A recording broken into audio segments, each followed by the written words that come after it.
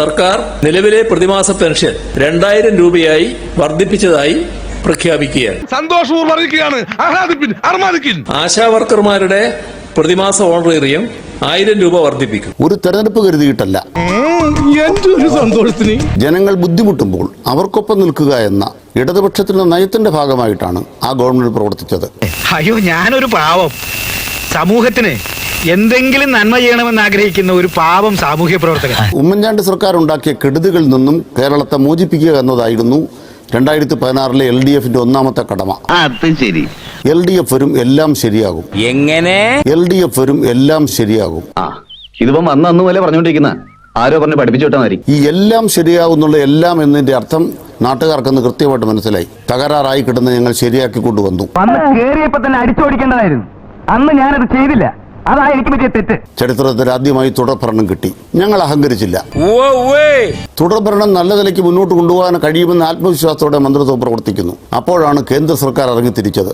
ഇവരെ ഒന്ന് മുട്ടുകുത്തിച്ചിട്ട് കാര്യം. എന്നെ മനഃപൂർവ്വം കരിവാരിത്തേക്കാൻ കുറച്ച് ആൾക്കാർ ഇറങ്ങിയിരിക്കുകയാണ്. കേരളത്തിന് ലഭിക്കേണ്ട ആനുകൂല്യങ്ങൾ, നികുതികൾ വെട്ടിക്കുറയ്ക്കുന്നു. കടമെടുക്കാനുള്ള അവകാശമില്ലാതാക്കുന്നു. ദേശീയപാതയ്ക്ക് 6950 കോടി കുത്തിരി പിടിച്ചു വാങ്ങിക്കുന്നു. ഇതെല്ലാം കേരളം കൊടുത്തു.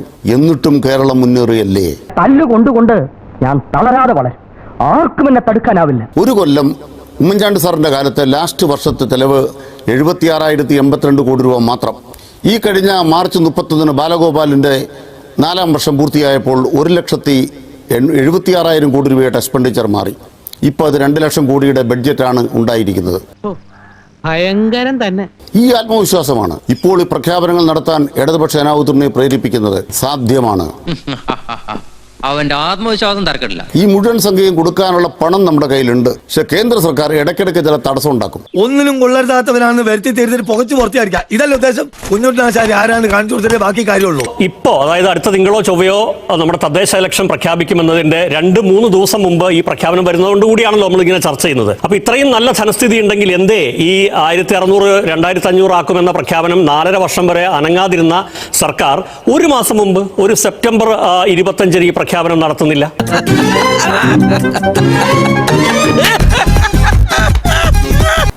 അതാണ് പ്രധാനപ്പെട്ട കാര്യം. കേന്ദ്ര സർക്കാരിന്റെ ഈ കടുത്ത കടന്നാക്രമണം മൂലം പെൻഷൻ മുടങ്ങി. കേരളത്തിൽ 4-5 മാസക്കാലം ഈ സർക്കാരിന് പെൻഷൻ കൊടുക്കാൻ പറ്റിയില്ലെന്നേ. ഞങ്ങൾ നാട്ടിലെ ജനങ്ങളോട് സത്യസന്ധമായിട്ട് ഏറ്റു പറയുകയെന്നേ. മറിയക്കുട്ടിമാര് ചട്ടിയായിട്ട് വന്ന് ഓർക്കുന്നില്ലേ? അതിനിടയാക്കിയത് ഞങ്ങളുടെ ഭാഗത്തുള്ള വീഴ്ചയെന്നല്ല, കേന്ദ്ര സർക്കാർ നമ്മളെ ആക്രമിച്ചതുകൊണ്ടാണ്. സ്വാഭാവികമായ സമയത്ത് ഞങ്ങൾക്ക് എല്ലാ വാഗ്ദാനങ്ങളും പാലിക്കാൻ കഴിഞ്ഞില്ല. അതിനർത്ഥം കേന്ദ്ര സർക്കാരിന് ഇപ്പോ ഈ പ്രഖ്യാപനത്തിന് ആവശ്യമായ 10,000 കോടിയിൽ ഒരു വലിയ തുക കേന്ദ്ര സർക്കാർ ഇപ്പൊ തരുന്നുണ്ടോ? കേന്ദ്ര സർക്കാരിന്റെ ഔദാര്യത്തിലല്ല കേരളത്തിന്റെ പദ്ധതികൾ മുന്നോട്ട് പോണത്. പിന്നെ താൻ എന്താണ് വലിയ വർത്തമാനം പറഞ്ഞത്? അവിടെയാണ് കൃത്യമായിട്ട് മനസ്സിലാക്കുന്നത്. ഇതെങ്ങനെ പൊരുത്തപ്പെടും ശ്രീ അനിൽകുമാർ? കേന്ദ്ര സർക്കാർ മുറുക്കിയത് കൊണ്ട് മറിയക്കുട്ടിക്ക് പെൻഷൻ കൊടുക്കാനായില്ല, ചട്ടി എടുക്കേണ്ടി വന്നു. ഇത് താങ്കൾ ഒരു 2 വാചകം മുമ്പാണ് പറഞ്ഞത്. നീ എവിടെയെങ്കിലും ഉറച്ചു നിൽക്കണം. അതെ, ഞാനത് പറഞ്ഞു കഴിഞ്ഞോട്ടെ. ഞാൻ പറയുന്ന പോയിന്റ് എന്താണ്? കിബി വഴി കേരളത്തിനകത്ത് ഒരു 75,000 കോടി രൂപയുടെ പദ്ധതി എടുത്തപ്പോൾ കേന്ദ്ര സർക്കാർ എന്താ പറഞ്ഞത്? ആ കിബിക്ക് വേണ്ടി മാറ്റിവെക്കുന്ന തുകയെന്ന് പറയുന്നത് കേരളത്തിന്റെ തനത് വർഷത്തെ കടമെടുക്കാനുള്ള അവകാശത്തെ വെട്ടിക്കുറയ്ക്കും. ആ പെൻഷൻ മുടങ്ങുന്ന തരത്തിൽ വെട്ടിക്കുറച്ച് പെൻഷൻ മുടക്കിച്ചു കേന്ദ്രം. കേന്ദ്രം പണം തരാത്തതല്ല പ്രശ്നം. നമുക്കിപ്പോൾ 42,000 കോടി രൂപ എടുക്കാൻ അവകാശമുണ്ട്. ഈ അവകാശത്തിൽ വെട്ടിക്കുറച്ച് വരുത്തിയാലോ? തൽക്കാലം ചിലത് മാറ്റി വെക്കേണ്ടി വരും. പെൻഷൻ മുടങ്ങി. മനസ്സിലായില്ലേ? മനസ്സിലായി.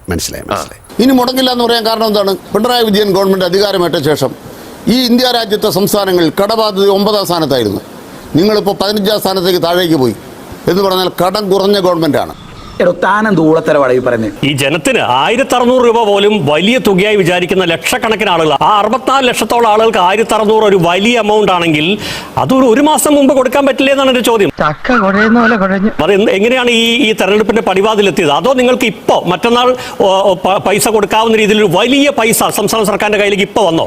ഇപ്പൊ ഏതാണ്ട് വലിയ പൈസ ഇങ്ങോട്ട് ഒഴുകി എത്തിയിട്ട് തുടങ്ങിയതല്ലത്. അത് ആദ്യം തിരിച്ചറിയണം. എന്റെ തല പൊക്കോട്ടെ, പക്ഷെ സത്യം വിട്ടുള്ളൊരു കളിയില്ല. അത് ഞാൻ പഠിച്ചിട്ടില്ല. നമ്മളൊരു ധനകാര്യ മാനേജ്മെന്റ് എന്ന് പറഞ്ഞ എന്താ? 2 ലക്ഷം കോടി രൂപയുടെ ബഡ്ജറ്റ് അവതരിപ്പിച്ചു. ബഡ്ജറ്റ് ഒരു മുൻഗണനാ അടിസ്ഥാനത്തിലാണ്. 6 മാസക്കാലം കൂടി ഈ ബഡ്ജറ്റിന്റെ കാലാവധി ഉണ്ട്. അതിന്റെ അകത്ത് എങ്ങനെയാണ് ഇത് കൈകാര്യം ചെയ്യേണ്ടതെന്ന് കേരള സർക്കാരിന് നല്ല ധാരണയുണ്ട്. എന്നാ പിന്നെ പേടിക്കണ്ട. വരവിനകത്തും ചെലവിനായിട്ട് കണക്കാക്കുമ്പോൾ ഒരു 10,000 കോടി കുറവുണ്ടോ? കുറച്ച് ട്രഷറി ബില്ല് അത് ഏപ്രിലേക്ക് മാറ്റി വെക്കപ്പെടും. അതൊക്കെ മാനേജ് ചെയ്യാനുള്ള ശേഷി കേരളത്തിലുണ്ടെന്നേ. പറയുന്നതൊന്ന് പ്രവർത്തിക്കുന്ന വേറൊന്നും. നമ്മളെ സംബന്ധിച്ചിടത്തോളം ധനകാര്യ മാനേജ്മെന്റ് എന്ന് പറഞ്ഞാൽ ഫലപ്രദമാണ്. നിങ്ങളൊരു കാര്യം തിരിച്ചറിയേണ്ടത് 68,000 കുടുംബങ്ങളെ അതിദാരിദ്ര്യ വിമുക്തമാക്കി. വിമൂലനത്തിന് വക്കീലെ തള്ളി തള്ളി ഇവിടം വരെ കൊണ്ടുവന്നില്ലേ, ഇനി തള്ളല്ലേ താങ്ങൂല. പ്രധാനപ്പെട്ട ചോദ്യം ഈ ഘട്ടം എന്തുകൊണ്ട് എന്നുള്ളതാണല്ലോ. നോക്കൂ, ഈ PM ശ്രീ എന്തിനാണ് നിങ്ങളുടെ നയമല്ല, അതിനോട് യോജിപ്പില്ല, അത് നടപ്പാക്കില്ല എന്നൊക്കെ പറഞ്ഞ ഒരു കാര്യം എത്ര കോടിയാണ്? 1500 കോടി താഴെ അല്ലേ?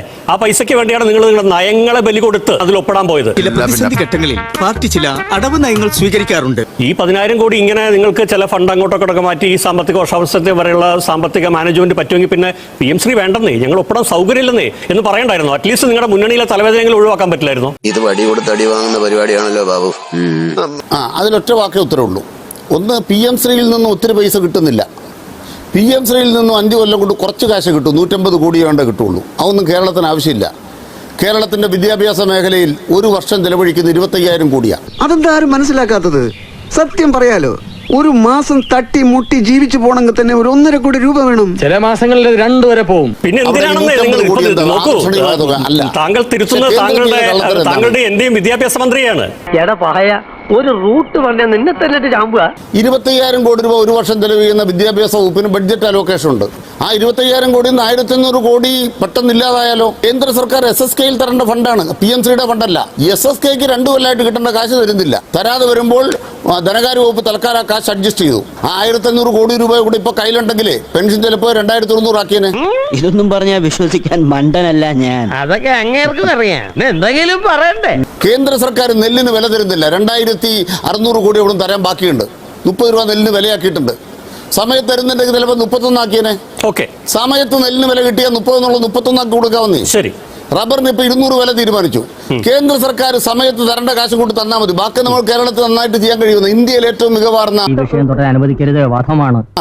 ഒരു കാര്യം ശ്രീ അനിൽകുമാർ, ഇതിനെ ഒരു തെരഞ്ഞെടുപ്പ് സ്റ്റണ്ടാണെന്ന് തോന്നിപ്പിക്കുന്നു. ഇതേ പ്രഖ്യാപനങ്ങളിൽ തന്നെ ഉള്ള വരുന്നൊരു പ്രധാനപ്പെട്ട കാര്യമാണ് നെല്ല് സംഭരണത്തിന് ബാക്കി തുക ഉടൻ നൽകും. അതേതാണ് ഉടൻ?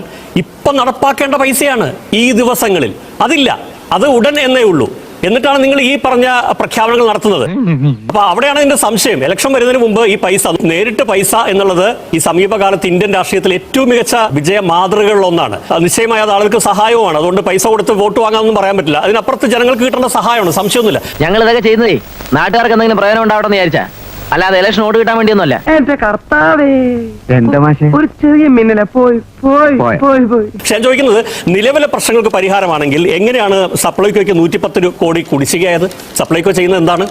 സബ്സിഡൈസ്ഡ് സാധനങ്ങൾ ജനങ്ങൾക്ക് കൊടുക്കുകയാണ്. അതെങ്ങനെ 110 കോടി കുടിശ്ശികയായത്? നമ്മുടെ ആത്മാർത്ഥതയിൽ സംശയമുള്ളവർ കാണും, പക്ഷെ തെരഞ്ഞെടുപ്പ് കഴിയുമ്പോൾ അവർ മനസ്സിലാക്കും വിശ്വനാഥന്റെ വാക്കിന്റെ വില. ഒരു 2,600 കോടി രൂപ കിട്ടാനുള്ളത് സപ്ലൈകോയ്ക്കാണ് കേന്ദ്രം. ഈ 2,600 കോടി രൂപയുടെ ഒരു വർഷത്തെ പലിശ എത്ര വരും? 300 കോടി രൂപ വരും. അത് കേരള സർക്കാർ കൊടുത്തോണ്ടിരിക്കുകയാണ്. അപ്പൊ നമുക്ക് 2,600 കോടി കൃത്യമായിട്ട് കേന്ദ്രം തന്നാൽ അവർ തരാനുള്ള കാശാണ്. നെല്ലിന് വില അങ്ങോട്ട് കൊടുത്തതിന്റെ കാശാണ്, വേറെ കാശല്ല കേട്ടോ. നെല്ല് കൊണ്ടുപോയതിന്റെ കാശ് ഇങ്ങോട്ട് തരാനുള്ളതാണ്.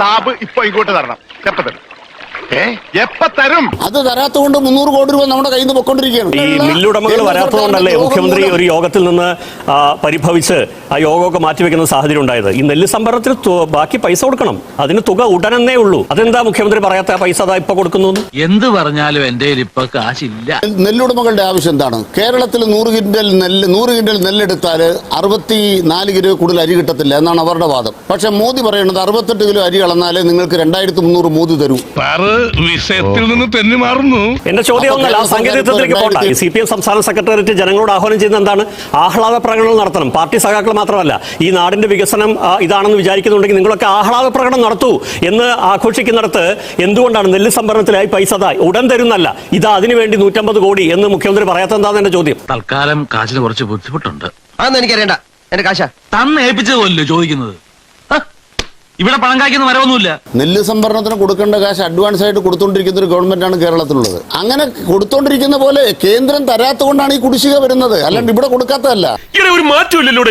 കേന്ദ്രം തരേണ്ട പൈസ കൂടി കേന്ദ്രം തരാത്തത് കൊണ്ട് നെല്ല് സംഭരണത്തിന് തുക ഉടൻ കൊടുക്കില്ല. പക്ഷെ കേന്ദ്രം തരാത്തത് കൊണ്ട് നാളെ തൊട്ട് 2,000 ആക്കാനുള്ള പൈസ സർക്കാരിന്റെ കയ്യിലുണ്ട്. സ്ത്രീ സുരക്ഷാ പെൻഷൻ 1,000 രൂപ കൊടുക്കാനുള്ള 31 ലക്ഷം പേർക്ക് കൊടുക്കാനുള്ള പണവും സർക്കാരിന്റെ കയ്യിൽ ഇപ്പോഴുണ്ട്.